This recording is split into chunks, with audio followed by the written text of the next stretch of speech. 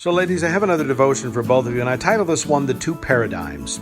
And I was originally trying to put together a devotion titled Itching Ears, taken from 2 Timothy chapter 4, verse 3, where Paul's talking about the fact that people will no longer endure sound biblical doctrine and that they're going to raise up as a result teachers, preachers who will tell them what their itching ears want to hear. And in trying to prepare that devotion, I began to think about some other aspects of man and God. And so that's why I decided to do a different devotion for you here. So let me just start by saying this, that man, whether he wants to admit it or not, even in the church, right, even in conservative, Bible-believing, evangelical, Metho-Baptist, Costal, certain elements of the Roman Catholic Church, is more or less of the paradigm of works. Because we live in a fallen world, because we have a fallen human nature which is with us from the womb to the tomb, I think that should be obvious, we give ourselves over to works. You know, the doctrine of works, unfortunately, finds its way even into the conservative church, perhaps in an unhealthy emphasis on church membership. That's membership of the physical church as opposed to, the church invisible.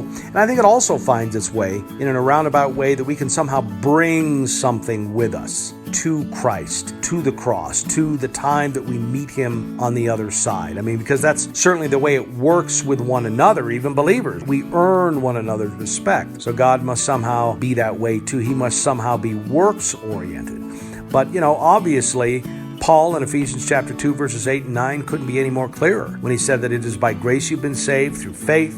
And this is not of yourself, not by works, so that no man may boast. And it took someone like Paul, I've said this before, who was Mr. Work Central, to be brought to his knees by the one true God to where he could finally admit that. Yeah, the reality is we bring nothing with us to the cross except perhaps our brokenness, where we finally come to the conclusion that, yes, it is entirely you and not me. And the reason for that, obviously, right, is because God is of the paradigm of grace. I mean, the fact of the matter, pain, suffering, works, working by the sweat of your brow to make a living and all of that came into the world because of the fall. But God never intended for any of that, as much as we think that that's the way it should be. He intended, I think, mostly for us to love Him and enjoy Him forever. And though there may be works in heaven, they aren't works of an earning type of nature the way we have them here. And I suppose the practical application for all of us here is that we can be far more effective in this world, in this fallen world of the works paradigm, when we begin to catch a glimpse